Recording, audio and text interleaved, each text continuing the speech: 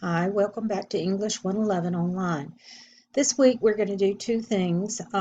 One is we're going to do the midterm assessment, which is going to be to write a paragraph, and you'll be using evidence to support the claim that you're going to make from an infographic instead of from an article like you did when you wrote your essay for the rhetorical analysis. And the second thing we're going to be doing is you're going to be completing a journal about the topic that you're going to choose for your Core Project 3, the annotated bibliography, and Core Project 4, the persuasive problem solution essay. But this week we're just going to pick a topic and you're going to do a little bit of background information on it and put it in the journal. So I'll go through it with you now and we'll take a look at it. So this week you want to view my video, which you're doing. You want to view the document on using evidence from an infographic to support a topic sentence or your claim. So here is that document here, right there under this week's resources. And what this document shows you is using an example how you would get information from an infographic and use it to support a claim that you're making in your paragraph that you're going to write. So this is just a sample. It's taking a little bit to come up here, but this is just a sample for you to look at so you can see how it's done. An infographic is actually something that gives you information instead of all in words, like an article that you read to do the rhetorical analysis essay. It has pictures and words on it. And so this particular sample one says up here, is the gender wage gap partially caused by major choice? And major meaning the major that you choose to pursue when you're in college, whether it's nursing or early childhood education or whatever. And then it gives you this information here, and of course you'll have to read the infographic. And usually we read from top to bottom, left to right, just like we would read words on a page. So you can see here, over here on this side, they've used these little pink graduates to stand for females, and they've used the blue graduates to stand for the males. They've given you words here that give you information. So all this could be evidence that you might want to put in your paragraph when you answer that question. What was the question? Is the gender wage gap partially caused by the major choice? And so after you read this information, you can see these little dotted lines that sort of separates it. So this information goes together, this information up here goes together. This information, you would read it from left to right across here. See the dotted lines that separate the sections. Signs of change, and they have information here. And then while wages still vary, things are looking up in these U.S. cities and these countries. The unhappy deal that they provide there under the frowny face of the McDonald's graduate there. But all of that information that's provided for you in there, you can pull that just like you did quotations from the text of the article for your rhetorical analysis essay. You can pull it from this to write a paragraph. And so on the second page of this document, I have given you an example. And I always provide you with a sample writing of what you're supposed to do. So here is the paragraph that I created. So it says, the question is posed at the top of the infographic, is the gender wage gap partially caused by the choice of major in college? To make a topic sentence, you want to use your words from the question to make a statement that makes a claim. Either the gender wage gap is partially caused by choice of major in college, or gender wage gap is not partially caused by choice of major in college. And whichever one of those statements that you make, you're going to bring in evidence to support that from the infographic. So here is the paragraph that I created right here. It says the gender wage gap is at least partially caused by the choice of major in college. That's the claim that I'm making. Topic sentence always goes first. The claim for this paragraph is going to go first. This is not like the whole essay that we just wrote. This is just a paragraph. There is a gender wage gap in the United States. There has been quite a bit of discussion about the discrimination of women in the workplace. Most would agree that it is not because of education, because America's women are more educated overall than men. However, there is another angle to consider. While women are becoming educated, what kinds of degrees do they pursue for what kinds of job opportunities? For example, according to the infographic, and I'm giving the title of the infographic here, the infographic is the gender wage gap partially caused by major choice. And just like articles from our textbook, the name of this infographic is going to be in quotation marks, just like I put it there. So according to the infographic, is the gender wage gap partially caused by major choice. The highest paying job in the study, aviation, revealed that men outnumber women by nearly 9-to-1. Another example from the same infographic shows that women earning medical degrees make up nearly 85% of the field. However, a career in aviation pays over $123,000 per year, while a career in the medical field only pays an average of over $40,000. So the kind of degree does play a major part in the gender wage gap. That's what you would do.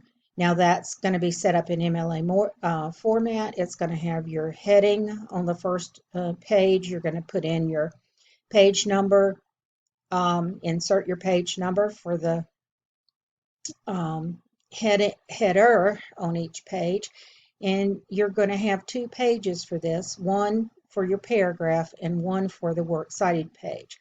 And then I have showed you how to list the works cited entry on your works cited page here. Title of article or title of the infographic here in quotation marks. The website that this infographic came from, visually.net, and notice that is in what is the word, italics. That is in italics. And then you have your URL, which you would copy from your browser when you click on the infographic that you're going to use for your paragraph. And then we have the date of access. Accessed, I did this a long time ago, but when I did this, it was the 15th of May, 2015. So this is just a sample for you to look at. You're not going to write about major choices and wage differences between men and women. You're not writing about that. That's just an example to show you. Here's what you're going to be actually writing about here, the midterm assessment assignment sheet. So when you open that, it's going to give you 3 different infographics that you can choose from to use information in your paragraph that you're going to create. So we can see our assignment snapshot up here at the top. This is an academic paragraph. Keep that in mind. It's just a paragraph. It is not a whole essay. You're just writing one paragraph with a topic sentence and supporting details, and you're going to get your supporting details from the infographic. So it will be written in academic tone, as everything that we write for this course will be in academic tone. One paragraph, 8 to 12 sentences. It needs to be in MLA format, Times New Roman, 12-point font, double line spaced, and remember, we indent the first line of a paragraph. So just as you did in your essay that you have just written, you indent each paragraph, and we're just going to write one paragraph here. So it says, this writing prompt will test your ability to build an academic paragraph. It will count 5% of your course grade. The final exam will count 10%. And please use what you've learned thus far in your course to compose your paragraph.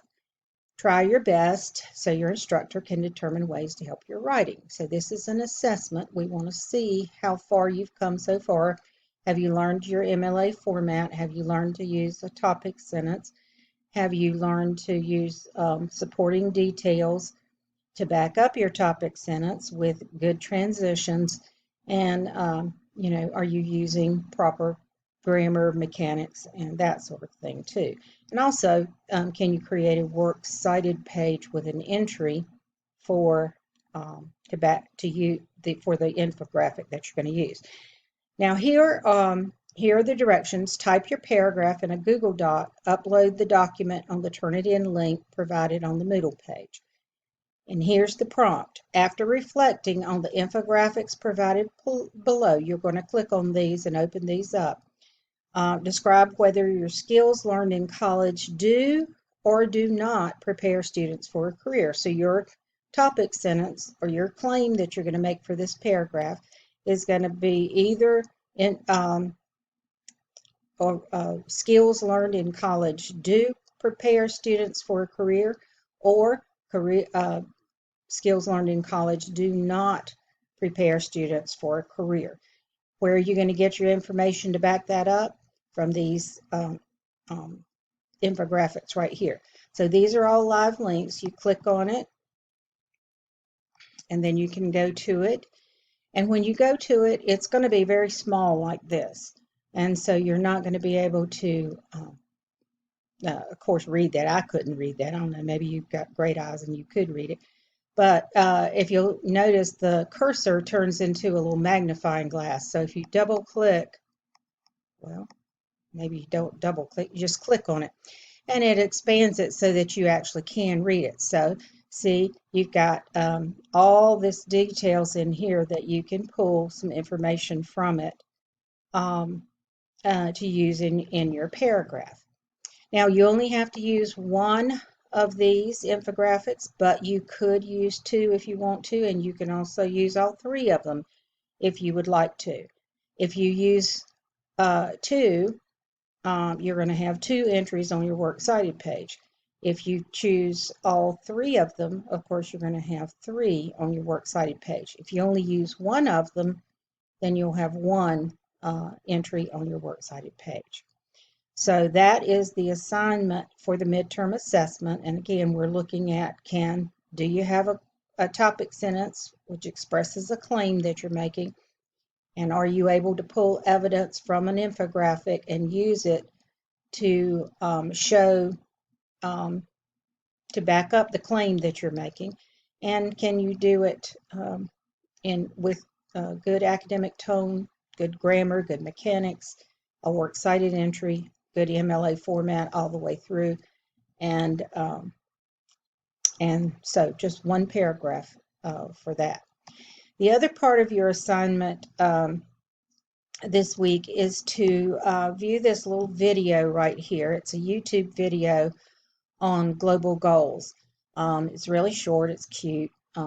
Malala introduces the 17 global goals of the United Nations, and it kind of explains what these goals are, and it introduces it to you so you can see what we're going to be using as the basis for writing of Core Project 3, which is going to be the annotated bibliography, and Core Project 4, which is going to be the persuasive problem solution essay. Now I'm going to give you those documents next week, and we'll talk about what you need to be researching to find, and you're going to start your research next week, but you're going to actually sort of start it this week. So here's the objective for this part of the assignment here. For Core Project 3 and 4, you will explore 16 global goals to find a goal that you might be interested in. There are actually 17, but the very last one involves putting organizations together, and it's not something that would be as easy for you to work on. So I'm going to ask you to use the first 16 of the global goals, and you're going to choose one of those global goals, and you're going to put information that you read about on this page of the United Nations and in your journal entry. That way you'll already be familiar with what you're getting ready to do your research on starting next week. So this right here, you can see my cursor, it turns to the little hand over the Global Goals website. Click on that, and that will take you to the page that I want you to start exploring to find which global goal you're going to focus on. Okay, so when you open it up, here it is, the Sustainable Development Goals. This is the United Nations, and it says 17 goals to transform our world. And like I said, we're going to look at the first 16. They have them over here on the side. Goal 1, no poverty. Goal 2, zero hunger. Goal 3, good health and well-being. Goal 4, quality education, and so forth, all the way down to 17 partnerships for goals. And that's the one we're not going to choose. We're going to choose one of the 16. See, it goes all the way down here for peace, justice, and strong institutions there. Life on land, life below the water, climate action, all sorts of things that that you might be interested in, and you're just going to commit to one of them so that you can do the 2 projects that are related to one of these goals. So what you want to do is you can click on the goals over there on the side, or you can come up here to the top at the little ribbon across the top with the drop down menus, and under goals it has all the goals laid out for you. And so maybe I want to click on education. I'm interested in education. I have spent most of my life being an educator, and so I'm going to click on this one. And goal 4 is quality education. And then I'm going to read all this information here. You're going to read the one related to the goal that you want to. You may want to read 3 or 4 of these and before you decide which one you're going to commit to when you do the journal. But for quality education, it gives a lot of detail here. It basically tells you the significance of this problem. What is why is this such a big problem that the United Nations and all these different countries in the world would want to focus in on it? And it would be that way for each of the 16 goals. Here's information on here on special information you'll find on the COVID-19 response. How has education actually played into that? And of course, it is it's a hot topic right now with COVID-19, and that's you're gonna see that it's gonna affect several of these goals, especially the if you choose the one about health, good health and well-being. So you may see this tied into several different goals, but you're not just going to write about COVID-19. You're going to write about the United Nations and what they plan to do when they set these goals. They're trying to reach the goals by 2030. And so here it is in 2020. We have 10 years, more years to work on this. Now, they did this in 2015. They did it in 20, and they done it, set new goals again in 2020. But there was some progress made from 2015 to 2020. But you're going to explore this and see which one you want to write about. There are infographics, just like the ones, or similar to the ones that you're going to write your paragraph for your midterm, that you can get information from. And then after you scroll down past these infographics that they provide, there are 3 tabs here. One says facts and figures. So they give you some information here, like more than half of children that have not enrolled in school live in sub-Saharan Africa. And there's some facts and figures you might, when we get ready to start writing the research essay, you might want to use one of these as your attention getter or your opening statement for your introduction paragraph. But notice the second tab here, it's got Goal 4 targets. Click on that, and that opens up all these little numbered targets here. And this is something else that you're going to put in your journal. You're going to get this is where you're going to get your solutions from. How are we going to end up with getting quality education for people in the world? And they have broken down into these targets. Like, for instance, by 2030, ensure that all girls and boys complete free, equitable, and quality primary and secondary education, leading to relevant and Goal 4 effective learning outcomes. Ensure that all girls and boys have access to quality early childhood development, care, and pre-primary education. So there are all these targets that they're hoping to reach. These are solutions that they want to reach. And it goes all the way up here to 4.7 here, and then there's a 4.A, a 4.B, and a 4.C there. So you're going to pick 3 of those, and you're going to eventually research to find out how these goals, these targets are being met in the world. What kind of projects are countries working on? What kind of programs are in progress to help meet these goals? So all the information that you'll need for your journal is right here on on one of these pages. Just find the goal that you want, and all the information is there. They're all laid out just alike. If you wanted to look at Goal 1 for end poverty in all its forms everywhere, that's Goal 1. You'll see it is laid out the same way the other page was. There's your background information. There's how COVID-19 ties into this goal. Here are your infographics that they're providing, and then here are the 3 tabs, your facts and figures, your Goal 1 targets, which you're going to click on, and that's where you're going to find your 3 solutions that you're going to work on. Now I'm going to ask, after you choose your goal, that you stick with this goal and continue on. You can change maybe your targets and your solutions as you start researching. Maybe you think that you know the 3 that you want to do now, and later you'll want to do 2 of those, but a third one that you like better. You can change that and work on that as we build the annotated bibliography and work on the essay.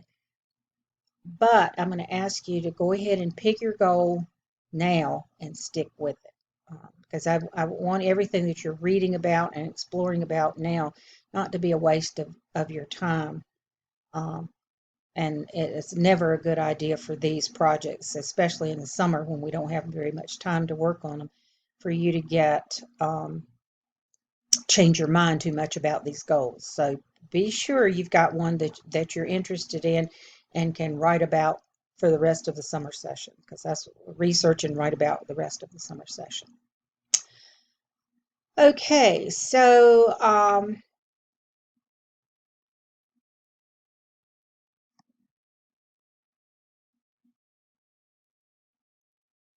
okay. All right, so I know what I did. Instead of making that come up as a separate page, I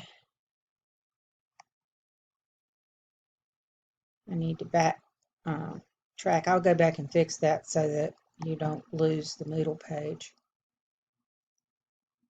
after you click on that. I'll fix it so you don't have to do it. Okay, so back on the Moodle page, here's where you turn in your assignments here. Under the gold graded assignment bar, the first part you have here, your midterm assessment paragraph gets turned in there.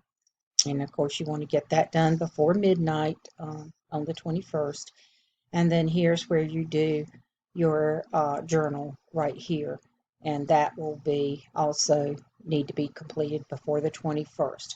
Next week, we'll look at the documents for the annotated bibliography and the persuasive problem solution research essay, and you'll continue. You'll begin your real digging in research to do for that. And I've got a lot of help that I can give you to make sure you get all the information that you need to complete both those projects. So, 2 assignments this week, and if you have any problems or need any help, contact me. I'll be glad to work with you and help you in any way that I can. And until then, I will see you next time.